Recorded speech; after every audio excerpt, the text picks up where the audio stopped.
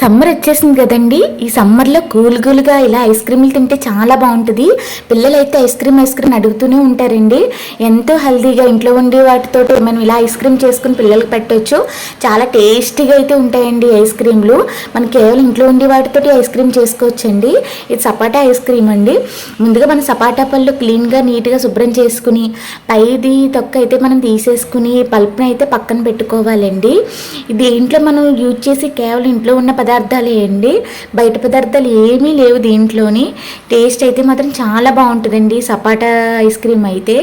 ఇలా పల్ప్ అయితే మనం సపరేట్ తీసుకున్నామండి. ఈ పల్ప్ని ఇప్పుడు మిక్సీ జార్ తీసుకోవాలి.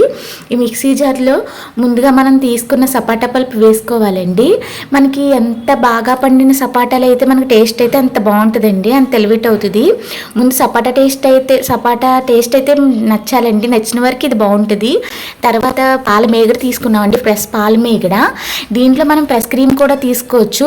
మన ఇంట్లో ఉన్న వాటితో చేస్తున్నాం కాబట్టి నేను ఫ్రెష్ పాల మేగడ తీసుకున్నాను.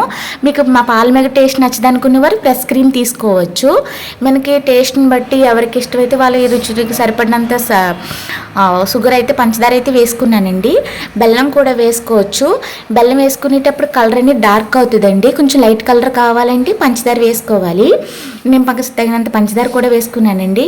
ఇప్పుడు మిక్సీ జార్లో బాగా పైన్గా ఇవి పేస్ట్గా చేసుకోవాలండి. చూసారా ఎంత బాగా మెత్తగా పేస్ట్ అయ్యిందో. దీన్ని మనం ఎంత మెత్తగా పేస్ట్గా చేసుకుంటేనే మనకి ఐస్ క్రీమ్ అనేది చాలా టేస్టీగా ఉంటుందండి. స్వీట్ కూడా ఒకసారి చూసుకుని మిక్సీ చేసేటప్పుడే మనకు సరిపోలేదంటే స్వీట్ కూడా యాడ్ చేసుకోవచ్చు. తర్వాత గ్లాస్ బౌల్ ఏదన్నా తీసుకుని దాంట్లోని ఇది అయితే ట్రాన్స్ఫర్ చేసుకోవాలి. పైన డెకరేషన్ కింద నేను సపాటా ముక్కలే పెట్టుకుంటున్నానండి. ఇప్పుడు డీప్ ఫ్రిడ్జ్లో 6 నుంచి 8 అవర్స్ అయితే మనం డీప్ ఫ్రిడ్జ్లో వదిలేసుకోవాలండి. అంటే ఎంతో టేస్టీ సపాటా ఐస్ క్రీమ్ రెడీ. ఒకసారి మీరు చేసుకుని తినండి. నచ్చితేనే నా ఛానల్కి లైక్ చేయండి, సబ్స్క్రైబ్ చేయండి.